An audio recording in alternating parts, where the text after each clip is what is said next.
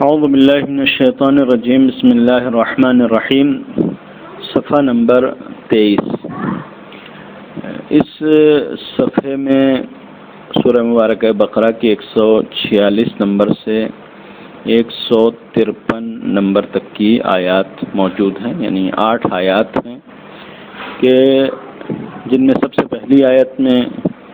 یہودیوں کے حوالے سے گفتگو ہے کہ یہودی اپنے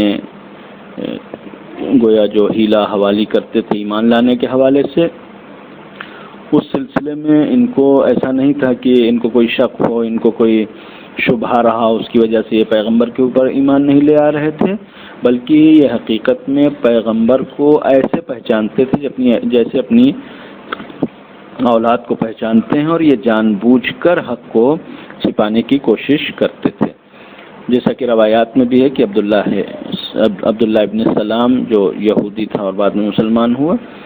انہوں نے اس بات کا اعتراف کیا کہ پیغمبر کو ہم ایسے پہچانتے تھے جیسے اپنے بیٹوں کو پہچانتے ہیں،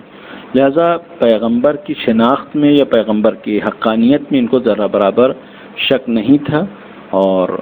خاص کر صاحبان کتاب یعنی جن کے پاس توریت تھی، جن کے پاس انجیل تھی، اور ان میں جو پیغمبر کی علامتیں بیان ہوئی تھیں، ان علامتوں کے حوالے سے یہ بہت زیادہ یعنی یقین رکھتے تھے کہ پیغمبر نبی برحق ہیں اور خدا کی طرف سے رسول ہیں، لیکن اس کے باوجود یہ نہیں چاہتے تھے کہ پیغمبر کے اوپر ایمان لے آئیں، لہذا طرح طرح کے بہانے کرتے تھے۔ اس کے بعد پیغمبر کو خطاب کیا کہ الحق من ربک، پروردگار کی طرف سے جو آیا ہے وہ وہی حق ہے اور تمہیں شک کرنے کی ضرورت نہیں، یعنی پیغمبر کو گویا اس بات کے لیے خطاب کیا گیا کہ تمہیں ایسا نہ لگے کہ یہودیوں کو شک ہے، یعنی یہودی پہچانتے ہیں اور اس کے باوجود ایمان نہیں لے آ رہے ہیں، نہ یہ کہ ان کو نہیں پتہ ہے یا ان کو کسی بات میں شبہہ ہے، شک ہے، اس کی وجہ سے ایمان نہیں لے آ رہے ہیں۔ اس کے بعد پھر وہی قبلے کے حوالے سے گفتگو ہے کہ 148 نمبر کی آیت میں کہ ہر ملت کا، ہر دین کا ایک اپنا اپنا قبلہ ہے کہ جس کو پروردگار عالم نے قبلہ بنایا ہے،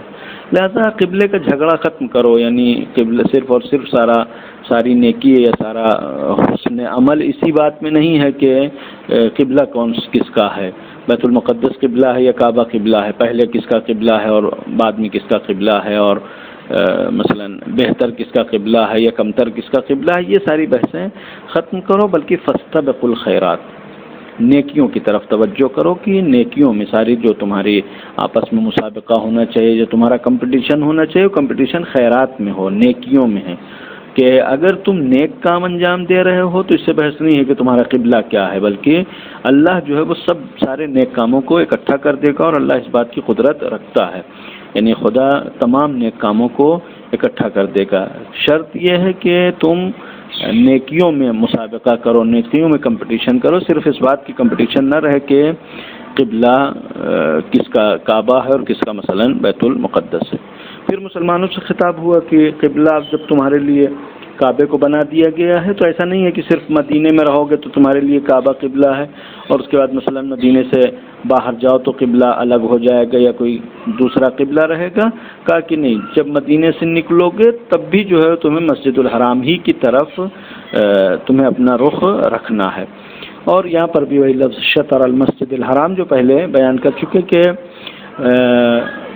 مسجد الحرام جو قبلہ ہے وہ مکے والوں کے لیے ہے، لیکن مکے سے باہر رہنے والوں کے لیے مسجد الحرام کی جو سمت ہے، جو جہت ہے، وہ جہت قبلہ ہے، وہ خود مسجد الحرام قبلہ نہیں ہے۔ پھر اس کے بعد قرآن نے کہا کہ نہ صرف یعنی مدینے سے باہر نکل کے یا مکے سے باہر نکل کر تمہارا مسجد الحرام قبلہ رہے گا، بلکہ کہیں پر بھی جاؤ گے تمہیں اپنا قبلہ اسی بیت الحرام کو رکھنا ہے، اور بیت الحرام ہی تمہارے لیے قبلہ رہے گا، اور پروردگار عالم نے گویا اس جہت سے اپنی حجت تمام کر دیا ہے، اور اب اس سلسلے میں کوئی بھی گویا تبدیلی نہیں ہوگی، اور اس سلسلے میں اب کفار سے ڈرنے کی بھی ضرورت نہیں ہے، اگر کوئی کسی سے ڈرنا ہے تو وہ صرف اور صرف ذات پروردگار ہے کہ جس کا خوف انسان کے دل میں ہونا چاہیے، انسان کو اسی ذات سے ڈرنا چاہیے، اور اس کے علاوہ پروردگار عالم کے علاوہ کسی سے بھی انسان کو ڈرنا نہیں چاہیے۔ پھر پیغمبر کی بعثت اور رسالت کی طرف اشارہ کیا کہ پروردگار عالم نے تمہارے درمیان جو رسول بھیجا ہے وہ رسول اس لیے بھیجا ہے کہ وہ رسول تمہارے یہاں آ کر قرآن کے آیات کی تلاوت کرے گا اور تمہارے نفسوں کی تربیت اور تزکیہ کرے گا اور تمہیں کتاب اور حکمت کی تعلیم دے گا اور ان چیزوں کی تعلیم دے گا کہ جو چیزیں تم نہیں جانتے. یعنی پیغمبر کی بعثت کے مقصد کو بیان کیا گیا کہ پیغمبر آئے ہیں تو یہ سارے کام انجام دینے کے لیے آئے ہیں.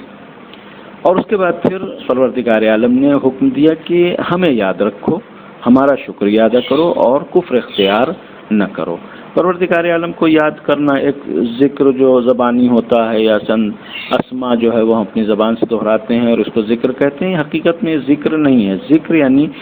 دل میں پروردگار عالم کی یاد کو بسا کے رکھنا. ممکن ہے کہ انسان کی زبان پر یا اللہ یا رحمان یا رحیم ایسے الفاظ نہ ہوں، بلکہ انسان کے دل میں اگر خدا کی یاد بسی ہوئی ہے تو انسان ذاکر ہے، یعنی یاد رکھنے والا ہے. بعض مفسرین نے ذکر الہی کے حوالے سے کچھ موارد بیان کیے ہیں قرآن ہی کے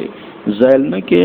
پروردگار عالم کو کس کس طریقے سے یاد کرنا چاہیے اور کیسے. پروردگار عالم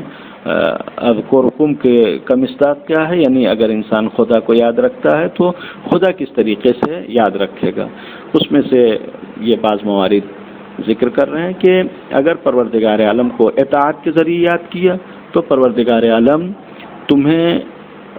اپنی رحمت میں یاد رکھے گا، یعنی تم اطاعت کرو گے تو پروردگار عالم تمہارے اوپر رحمت نازل کرے گا. پروردگار عالم کو اگر انسان دعا میں یاد رکھے گا، یعنی پروردگار عالم کو پکارے گا، خدا کو بلائے گا، تو پروردگار عالم اجابت میں یاد رکھے گا، یعنی دعا کو قبول کر کے انسان کو یاد رکھے گا. پروردگار عالم کو کوئی اگر حمد و ثنا کے ذریعے یاد رکھے گا تو پروردگار عالم اس کو نعمت دے کر اس کو یاد کرے گا. پروردگار عالم کو اگر کوئی دنیا میں یاد کرے گا تو پروردگار عالم کو اگر کوئی دنیا میں یاد کرے گا تو آخرت میں پروردگار عالم اس کو یاد رکھے گا. خدا کو اگر کوئی تنہائی میں یاد رکھے گا تو خدا اس کو علانیہ یعنی مجمع عام میں لوگوں کے درمیان یاد رکھے گا. خدا کو اگر نعمت کی فراوانی کے وقت کو یاد رکھے گا تو خدا تنگی کے وقت اس کو یاد رکھے گا. اور خدا کو کوئی اگر عبادت میں یاد رکھے گا تو پروردگار عالم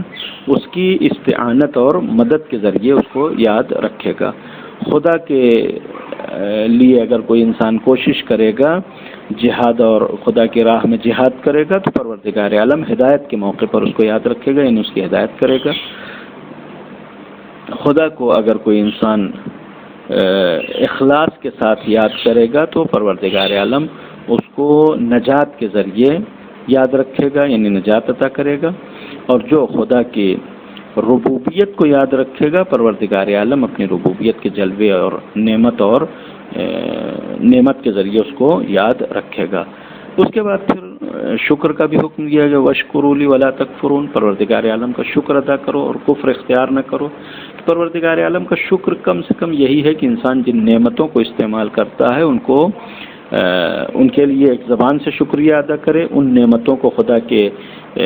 خلاف استعمال نہ کرے اور خدا کے راستے میں لگائے، ان نعمتوں کی قدر کرے. یہ پروردگار عالم کا شکر ہے. اور شکر کے حوالے سے قرآن کی آیت بھی موجود ہے کہ جو شکر کرتے ہیں پروردگار عالم ان کی نعمتوں میں اضافہ کرے گا. اس کے بعد آخری آیت یہ ہے کہ صبر اور صلات کے ذریعے پروردگار عالم سے مدد طلب کرو. کہ صبر کی تفسیر مفسرین نے روزے سے بیان کیا ہے کہ نماز اور روزے کے ذریعے پروردگار عالم سے استعانت اور مدد مانگو. ان اللہ مع الصابرین، اللہ صبر کرنے والوں کے ساتھ ہے. کہ اگر استعانت